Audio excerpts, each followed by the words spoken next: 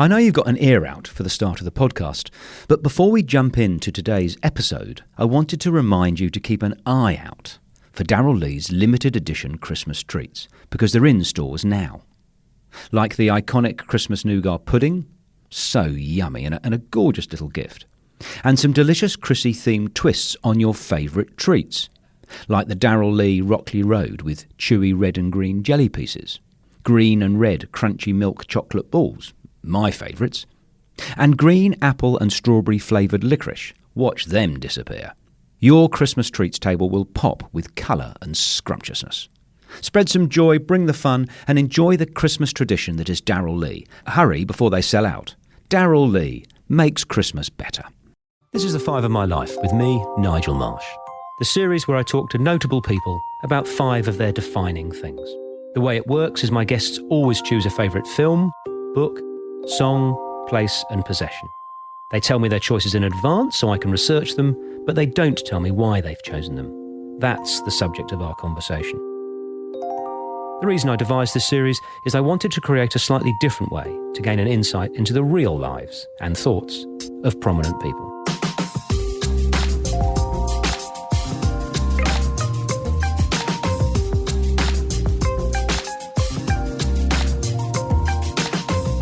Jo Stanley is a popular entertainer who, amongst other accolades, spent 10 years hosting a #1 radio show. In this discussion of her 5, we discover the real woman behind the success, one whose self-doubt and anxiety belie her public persona. So we're going to start with your film, which is traditional on 5 of My Life, and you've chosen the 2011, I'm not quite sure how to describe it, but female buddy-moving classic Bridesmaids. Tell us about that. Well, if you don't know Bridesmaids, you must see it. It is one of the funniest films you will ever see. It stars Kristen Wiig as a disgruntled bridesmaid, a matron of honour, in fact. And I've never really known the difference between the two, except I think there's a hierarchy amongst your friends. And it's written by Kristen Wiig and also by Annie Momolo, who, both of them sort of that Saturday Night Live alumni. So the context of why it's a very important film for me, Nigel, is it was the first time my husband acknowledged that I, out of the two of us, generally choose the best films to watch. What films does he choose, for Christ's sake? He likes to choose Satan-worshipping, supernatural, zombie, futuristic horror. Okay, Team Joe. I'm on Team Joe. Right. Thank you, Nigel. I mean, it's obvious already before you even see the films that I choose. I like to choose films that are really beautifully written. Often they have a female lead. There's a subtlety to the story, often funny, a little quirky. Anyway, the week before we saw Bridesmaids, my husband had dragged me off to see Transformers. And I quite like action films, but this was just so bad. I can't remember which Transformers it was. But if you know film and filmmaking, Michael Bay, who does Transformers, the whole, big explosions. Series. Yeah. Well, no, but it's not just that, Nigel. Everybody has so much fake tan that it's quite alarming. And all of the girls are wearing skirts so short that you just think that's dangerous to all of us. And it was so poor that I left. I didn't sit through the whole film, which actually is not a big deal. I have a rule. I don't sit past 90 minutes in a film unless it's a very good film. Okay. That's my rule, right? So anyway, I left Transformers, and then a week later I was like, okay, I'm choosing the film and we are seeing Bridesmaids. We knew not much about it. Daz was like, oh, okay. And I dragged him in. And of course, he loved it. I thought he was going to cough up a lung during the food poisoning scene. Have you seen it, Nigel? I love it. I think it's fabulous.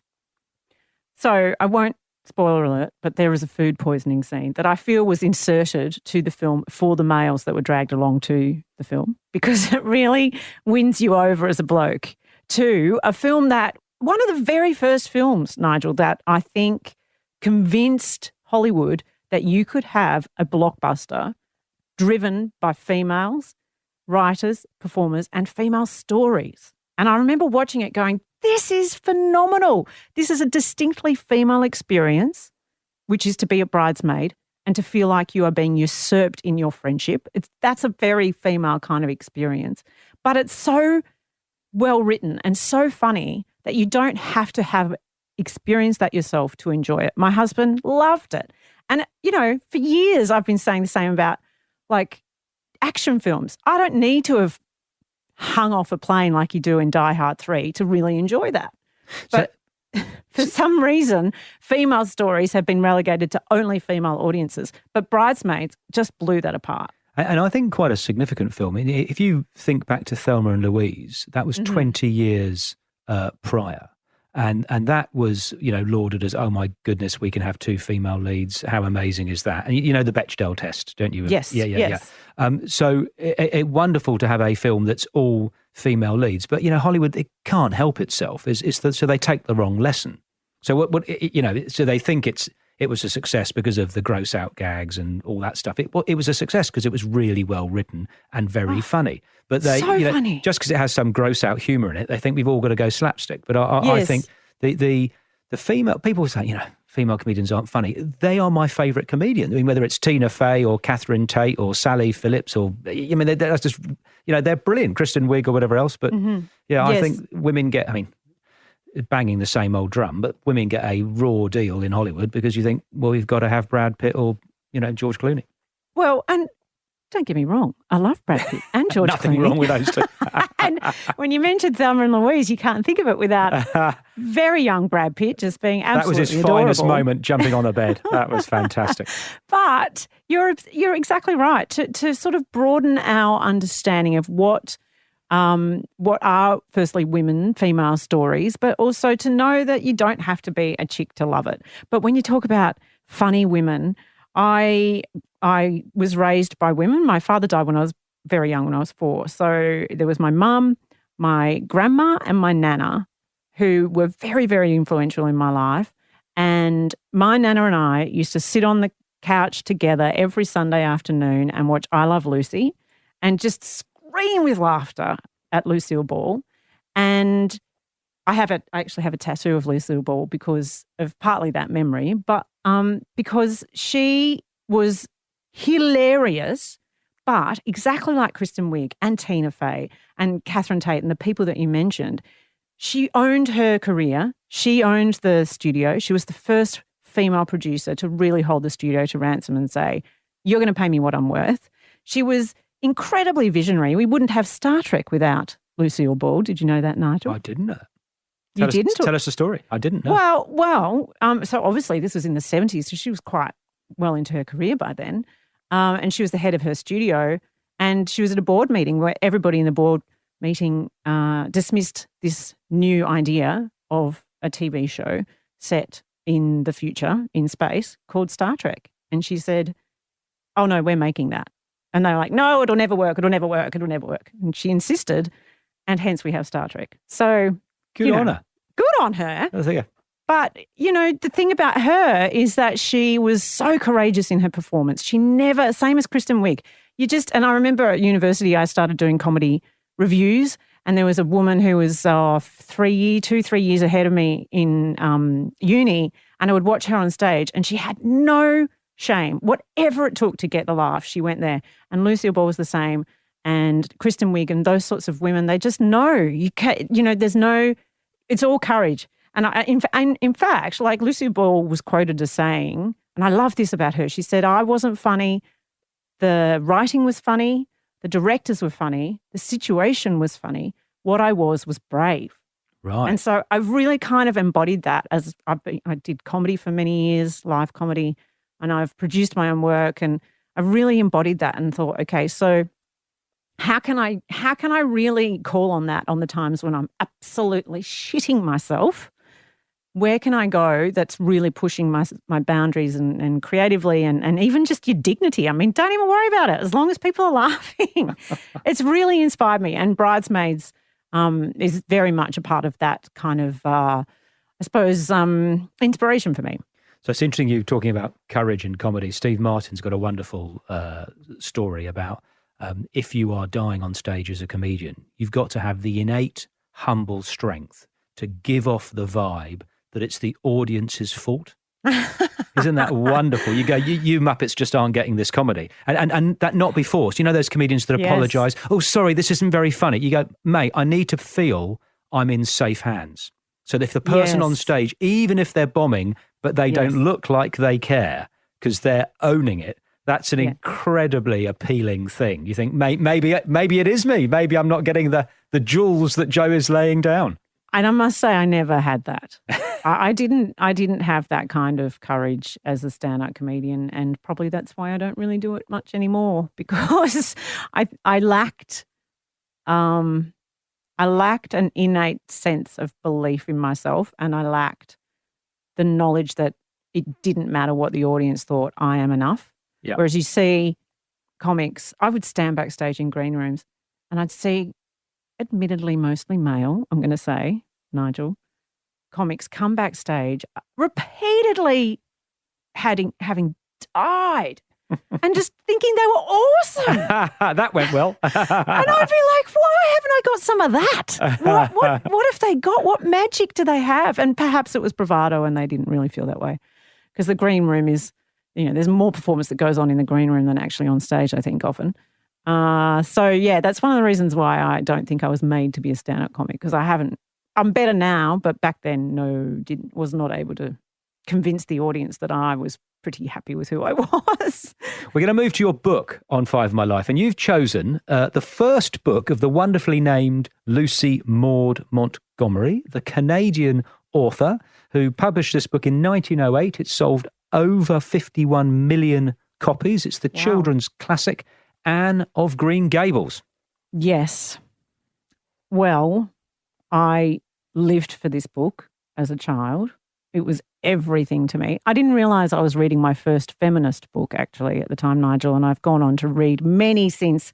And might I say, I saved you from those, because when you say important books, I had a list to choose from, and all of them were pretty heavy going, like, your Simone de Beauvoir, Second Sex, Female Eunuch, Thanks to Germaine Greer, all of that. So the thing about Anne of Green Gables was she was unusual like me. She was had a very unusual family in that both her parents were dead. So for me, because my father had died and I, was raised by a single mum, that was pretty unusual in the 80s. So I related to the fact that she had an unusual family. She was skinny-legged. She was very awkward, but she dreamed of being beautiful, which, I did. And she had this obsession with just fantasy. She would make up these beautiful passages using her imagination. That's what I used to do. Now, this is the 70s and early 80s of Melbourne. So our house was all brown, very suburban. That's my memory. Everything was brown. All the houses had kind of those orange and brown external blinds on them, and everything was just very drab. And I dreamed of living like in a Green Gables, right? So we had a park behind us, and I used to go down the back of our house to this park, and there was a river, and I would sort of build cubby houses and imagine that I was in Green Gables. And it was just, for me, the fact that Anne with an E was able to imagine herself out of her existence taught me that my imagination was really powerful. And also that she was ambitious and she had a fire in her. And that taught me that I could have dreams and have ambition. I didn't really know what my ambition was, but I just loved that I could dream of maybe being an actor, or maybe being a writer, or maybe being, a flight attendant for some reason featured. I don't know why. But, it just really taught me that you could have a life outside of your very drab existence. And I really loved her language. I loved how dramatic she was. I loved that she would sort of just roll around and be, oh, woe is me. And I would try that on my mum, and she would say, yes, pull your head in. I'd be like, I'm in the depths of despair.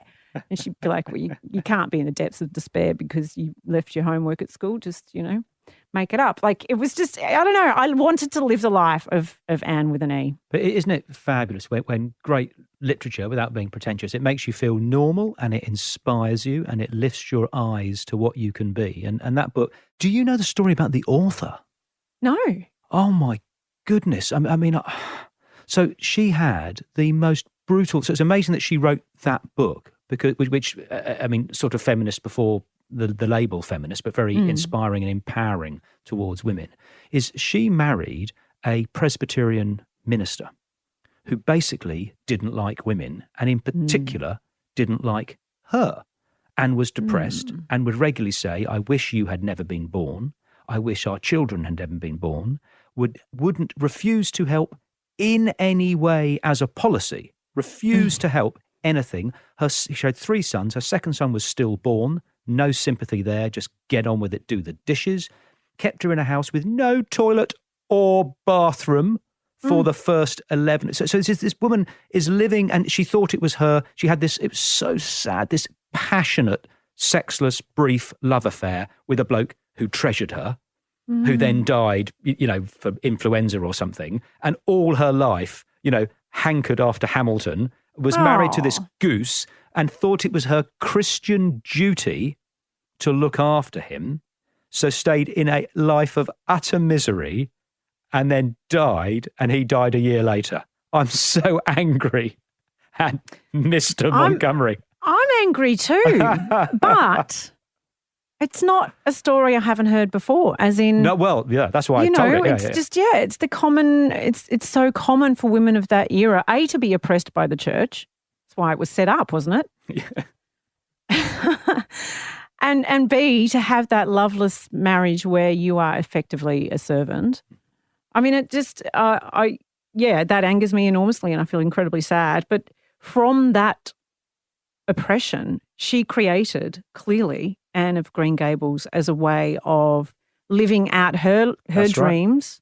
Right. And she's done that for generations of girls and women since.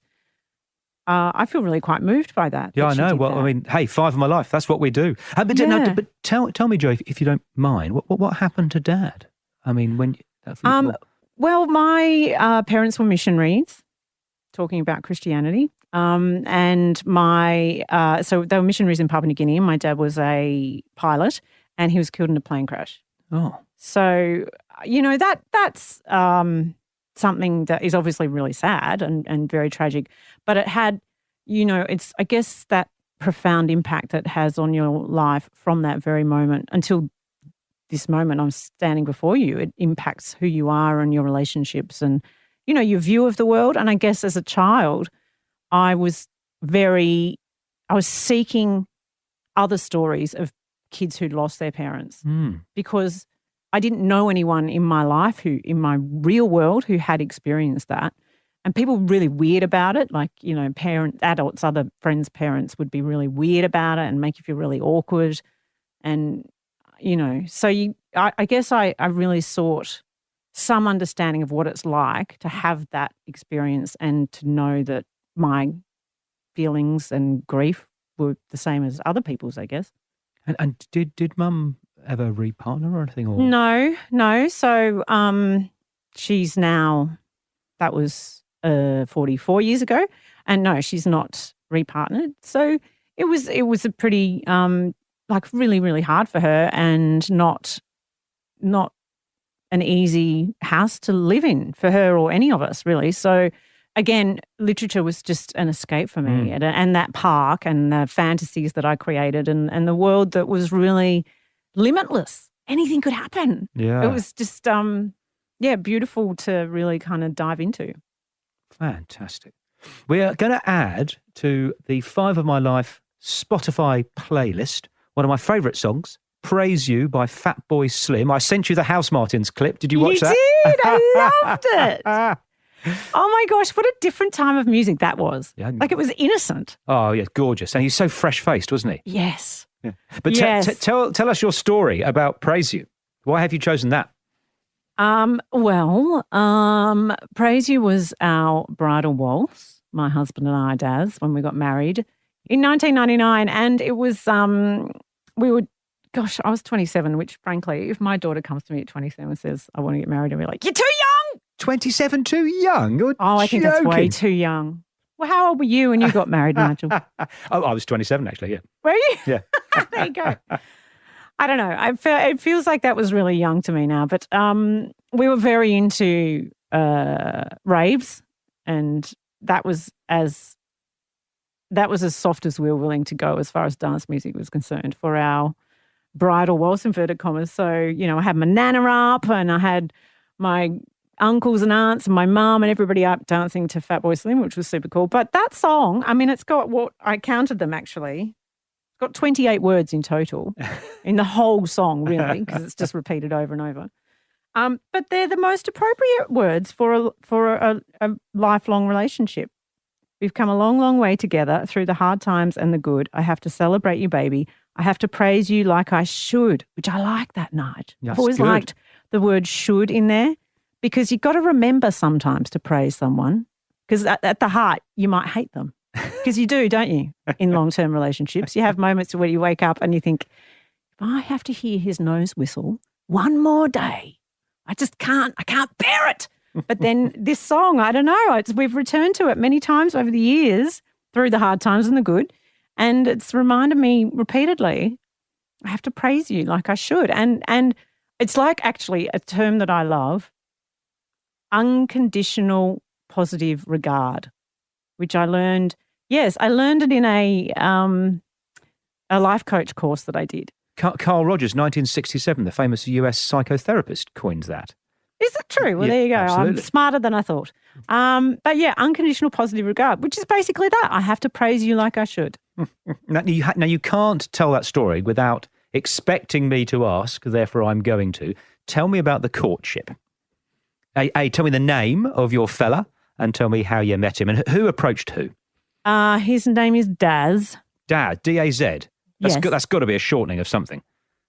Well, see, you're very British, so you don't realise that in Australia, Daz is always short for Darren. No, Sometimes Dazza. he gets Dazza by his mates. Sometimes Darryl, but he's Darren. Right. He was doing he was a student, he was doing a PhD at RMIT University and I was working there producing student theatre. Okay. And he auditioned for a play that I was producing and he was a very bad actor. But we needed guys. We were a bit light on for guys. So we cast him. He had very nice biceps. I remember that. And, I don't know. We pashed on at a cast party, as you do. You actors, honestly. You theatre types. That's why you're in the plays, don't you know? And how long has it been now since you have been spliced? 21 years. 21? Oh, congratulations. Yes. But yeah, he saw that because he had never done a play before and I'd put posters up around and it was an adaptation of Neuromancer, the William Gibson novel. And he is, sci-fi, as I said before, with his movie selections. So he saw this and he was new to the university. He just transferred there and he saw the poster calling for auditions and he thought, oh, well, I'll audition for that because Artie Chicks put out. Or do you think he secretly auditioned because he actually had eyes for you already? No, he had not seen me until that moment in the theatre when he was auditioning, and he tells me he'd never seen anyone so beautiful in his life. Oh, I love it. I wish this wasn't a podcast so people could see your face light up when you say that. Oh, well, I believe him. I believe him. But I remember what he was wearing too. He was wearing shiny navy blue Speedo tracky dacks, a lime green Adidas muscle t-shirt, and he had this strange little beanie on his head, which nowadays would be very fitting with the hipster crowd, but back then, not cool at all. It sounds a bit Kath and Kim to me. A little, perhaps.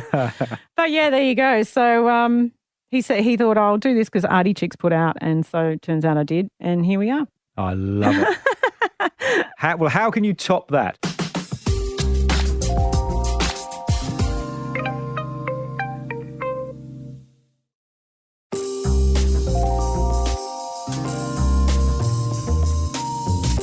We're going to move to your place, which is Point Ormond in Elwood. I Google mapped it and sort of read about it, but I couldn't really get much from that. So tell us about it. I should have sent you a photo of it. So, okay. It's in the inner city Bayside suburb of Elwood, and Point Ormond is a little sort of hill. It's right on the beach. And it's only it's quite steep enough for it to be a bit of a workout to run up, but it's only like 500 meters or something. And at the top, they've built this, I don't know what even it is. It's like a white sort of little kind of a flagpole-y tenty structure. I don't know. You can sit under it. But people sort of gather there. They watch the sunset there. From the top of that hill, you can see the full view of the city skyline right around the whole bay to the other side. And I didn't grow up in that part of the world, but I've been living in that part of the world for about 20 years. And so I've run past that particular point, Ormond Point. Point Ormond? I've got to get it right. Point Ormond. Oh, gosh, I don't know how many hundreds of times I've run past it because that's my run. So I've been doing that for 20 years. I have ridden past it. I've pushed my kid in a pram past it repeatedly. And I've sat on that hill and meditated repeatedly. And it's a really beautiful place. Like, the traditional owners, it's Bunurong land, and it was very much where they fished and they lived. So I feel that energy of the place. It also has the history of, the first settlers. I actually read, Nigel, that there was some kind of ship that came in with a yellow flag for quarantine in 1840, and here we are still quarantining. Not much has changed. Anyway, but it's got this history, and I've sat on that hill and for 20 years meditating, just feeling the breeze on my face and really kind of honing my mindfulness practice on that hill. It feels very spiritual. I love it very much. And I don't know, I was just going to say, one of my favourite quotes is from Isaac Denison, who wrote Out of Africa. And she said, the cure for all things is salt water, sweat, tears, and the sea. And I've done all three of those things in that very spot. I've experienced all three of those sorts of salt waters. So I love it. It's very, it's like my home. Oh, fantastic. Out of Africa, one of our other guests' choices, Todd Sampson. But tell me about the meditation. For a movie? I was going to choose that. The book. Yeah. Okay, yeah, right. Tell me about meditation. When did you start? How often did you do it? Do you do a mantra? Shanti? What's going on there? Shanti. I guess I started mindfulness about 15 years ago. I was about 30 or so, and I was doing breakfast radio and finding it extremely difficult to manage my anxiety around that. And, I don't know, Nigel, if you're the sort of person who goes to bed and replays your day, but I did that to the point where I wouldn't sleep for 4 or 5 nights in a row, just not shut my eyes. So through insomnia, I found a really great therapist, and she taught me mindfulness, basically, which was just to really, it's just honing present moment awareness, largely, noticing that your thoughts have gone, your attention's gone to your thoughts, but then returning to breath in this very present moment. And that's been a 15-year kind of practice. And I wouldn't say that I was good at it to begin with, but now it's just a part of my daily life. It's what I do as much as I would say I eat and drink and yeah, it's really key to my happiness. I'm interested in the anxiety. When you were lying in bed, this is fascinating to me. You were replaying the past show, not worrying about the future one. There's plenty of future as well. You had the double. You had the one too. There's lots of future, plenty of past. I don't know. I mean, I think everybody is like that, but I think maybe it's my imagination that takes me there. Having a big imagination perhaps gives you a propensity to really over-dramatize what might have gone on and how you imagine people are thinking of you. And so there's something you said earlier around your film choice, Jo, about when you were talking about your comedy career and you never having the sort of the natural arrogance or whatever that you were good enough. If people aren't getting it, fuck them. I'm great. They're not getting it. And then you're coming back to your sort of your imagination and your childhood and Anne of Green Gables. And then this. I've got a confession. Here we go. Full disclosure. It is I have got an unattractive habit of thinking people who are in the mass media might be a bit, I don't know, vacuous and thick, if it were to be nice about it. What do you think? Wait. So then I've interviewed Commando Steve and Osher Gunsberg, both of whom were delightful and the opposite of those two things. They were not vacuous and they were not thick. And it's just fascinating. It's not really my world. But you're so delightful and thoughtful. But I imagine being the top-rated Melbourne breakfast show for 10 years, people might have a view of you, which is you're a bit more, you aren't that person that's living through her imagination and got anxiety or whatever. Yes, what I'm trying to say, this is a ham-fisted English compliment. Okay, so I can see the dots that you're drawing, and let me see if I can connect them. The first is, the first thing I would say is I don't think you are a successful breakfast radio show for 10 years if you are in fact vacuous. No. I'm to blow my own horn, and the people that I was on that show with, it takes considerable intelligence to be able to have conversations that sound like you've only just thought them up, and to make them about things which you may not give a shit about, right? If you can fake sincerity, then you go to the top. No, but it's not faking sincerity. It's finding meaning in everything. Yeah. That's what you're doing. So you're absolutely sincere. Not one word that I said wasn't true in those 10 years. Right. But I was not necessarily talking about something I cared about, but I was most definitely finding the meaning in things that I knew my audience loved. Right. So that's the first thing. But your assertion around what my audience may have thought around my confidence, I guess, yes, that I think is true because, and it's not like a laughing clown thing. It's about the fact that when you're a natural performer and you're in that moment on air, and radio is a really different kind of performance, and it's similar to what you're doing with podcasting. You're in the conversation and you are aware the audience is there because it's for their benefit that you're having the conversation, but you're so in the moment of that conversation and the performance of it and the engagement with that other person and really the play of it. You're keeping a ball in the air, and together you've agreed to make that ball play as fun as possible. So that's all that matters. And you don't think about, holy shit, before the mics went on, I actually was so nervous I thought I was going to vomit. That did happen at times. But once you're on, you don't sort of think about it. But that's why you'd spiral later. You'd keep the spiraling for afterwards.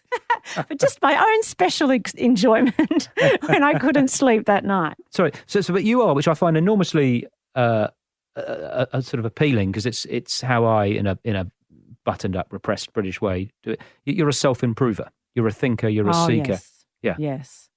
And I don't know how you would live if you weren't. I feel like, aren't we? Isn't the purpose of being here to make the next experience better for the next person? And the only way that you can have that impact on the next person that's positive is that you have somehow shifted something in yourself.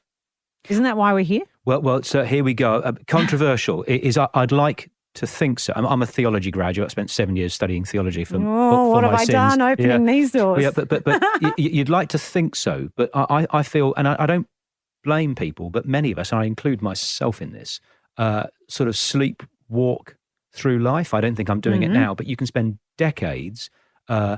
Sort of my mantra is decide, don't slide, but many of us slide. So you wake up, you're 75, you've been divorced twice, yes. You don't know any of your children's friends' names, you're the marketing manager of Tampax Southern Asia, and you yes. think, and you've got a holiday house, and you think, And with respect to the marketing manager, nothing wrong with being a marketing manager. South Asia, I think that person, and for millions of people, that is exactly how they live their life. And to a degree, I certainly did that. When I was in radio, you're so fatigued and so busy, it's easy to fill your space with the busyness and I've got to do this, this, and this, and this, and this, and never ever being idle in your own thoughts, and never ever ever addressing the voice inside you that tells you actually what is your true passion and your purpose. You're hiding with busyness. I'm so busy. You're hiding with entertainment. We are a generation that's overstimulated. Oh my God, I've got no one to go out with on Friday. Oh, spare me. I mean, but Nige, isn't that this is what makes me so sad about that? Is surely that's got to be underneath our chronic mental health issues, our horrific suicide rate, our divorce rates, our there's so many, society is sick in so many ways. And I feel like, and maybe I'm Pollyanna, I'm Anne of Green Gables. I can't help it. I just feel like if I could just make everybody just stop for a second and breathe and tell themselves repeatedly, I am enough, I'm worthy and I'm lovable, and just really listen to what is it that I love to do and do that. Yeah. Wow. Wouldn't that change things? There's a Buddhist phrase, which is you are good, be good. Rather than you're already good. Yeah. So don't worry about it, mate. You are good, because that's just the way it is. So how about being good? Just be your natural good self. Just be. Yeah. But see, we judge ourselves so much. And I know this because I grew up in a Christian family, that you impose everybody else's ideas of what you should be on yourself. And that can take your entire life to free yourself from. Yeah. You know the book Bronnie Ware, 5 Regrets of the Dying? Yes, Oh, God, you can't read that without... It's the saddest thing. Yeah. That the biggest regret being that I'd lived my life for other people. I never got to choose my own life, my own decisions. So this might be a segue to your 5th choice, usually my favourite on 5 in my life, which is your possession. And it's not really traditionally a possession. You've messed with the format, you creative types. It's a tattoo on your left hand. Can you see there are 5 dots? I can actually, yeah. They look like, it could look like I've had a bit of an accident with a biro.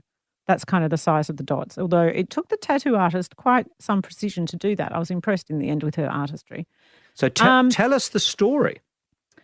Well, and might I say I don't really relate much to possessions, hence I found this really hard and I landed in the end on this, and I'm sorry to mess with the format.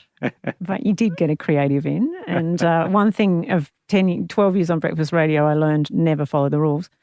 Well, those 5 dots represent where my daughter's fingers sat when I held her hand when I was walking with her, when she was about 6 years old. Oh, I know. Stop it. It makes me well up every time I think about it. So, yeah, I just put a little mark. I held her so my favourite thing in the world is to walk. She's 11 now and still she wants to walk down the street wherever we go with her hand in my hand. And just her hand in my hand is to me, it's a real gift that I get to have her hand in my hand. And I get to look down and see those dots and know that even when I don't have her hand in my hand, it is in my hand. And because she's just a miracle to me. I have to say, I love the time of parenting, the era where they have to reach up to hold your hand, like sort of Mowgli in the jungle. But your hand is down, their hand is up. They've got the 2 big hat, the 2 big school bag, and it's my favourite memory. What a sweet idea for a tattoo, that it's like sort of I've got the thing in our house of their footprints framed. But I've never heard of anyone having the tattoo like you. And is it Willow, your daughter's name? Yes. So, when you talk about that age where they have to reach up, that's a practical thing too, because they're always falling over. So the amount of times when they trip, because their hand in your hand, they kind of don't face plant. But it's a very for me. So that's about 4, right? That age. And I remember, because I was 4 when my dad died, and I remember, and this is the other significance, I guess, of this tattoo. I remember walking with her and thinking, this might have been what it would have been like when I walked with my dad. And sort of, it was very healing for me to imagine that, of course, he would have done that as any other father does to me.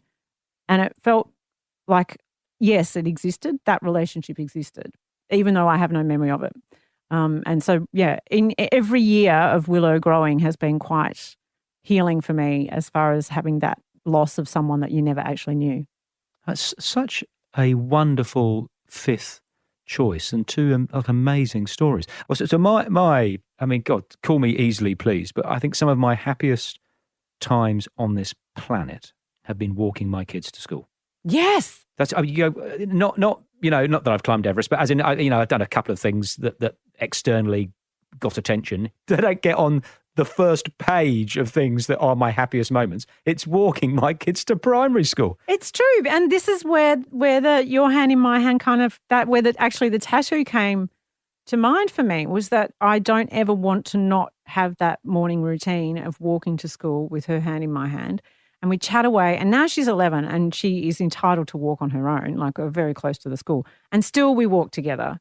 And I'm going to be really sad when that stops. And she is too. But, she's, I'd say, a year away from screaming, "I hate you," and slamming a door in my face. Like, I'm fully prepared for that stage. And I'll just take myself off with my tattoo and remind myself that she does love me. There's a quote. Paula Yates, poor love, gave an interview and said she never ever forgot when her daughter brought her nose to nose with her and said, "You don't own me, bum wipe." Oh, wow. And you think, great, thanks for that. 15 years of my life to bring you up, and I'm a bum wipe. Great. Bum wipe is quite the slap in the face. But you know what? Her daughter's right. And I'm very, I think maybe it's a slight reaction to the way I was raised, I guess, that I'm a very positive psychology kind of parent, and I wait for her to teach me who she is, and I don't own her. Like, I feel like I've spent my entire 11 years with her just inviting her and empowering her to be the person she is, so that if she chooses to be a stand-up comic, she will be able to stand on the stage and know that she is enough, and everybody else can go get fucked if they don't laugh, because her mother has told her whole life that she is enough. It's wonderful. It's been so gorgeous to get to know you and talk to you. Thank you for sharing your 5. I'm going to come to the 6th traditional question. Oh, I've not prepared anything. Yeah, that's the whole point. Oh, no. So, who would you like to hear on 5 of My Life next, and why? Oh. And before you say it, is we go round and we call these people. So Gillard chose Tim Minchin, Richard Glover chose Julia Gillard, blah, blah, blah. So, all right.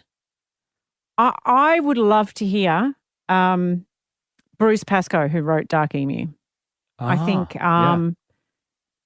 Okay, so largely I think he's a fascinating man. That book is incredibly important, but I also think we don't hear enough Indigenous stories, and we don't hear enough, their culture, and it's the only way we're going to find true reconciliation is to hear more of that.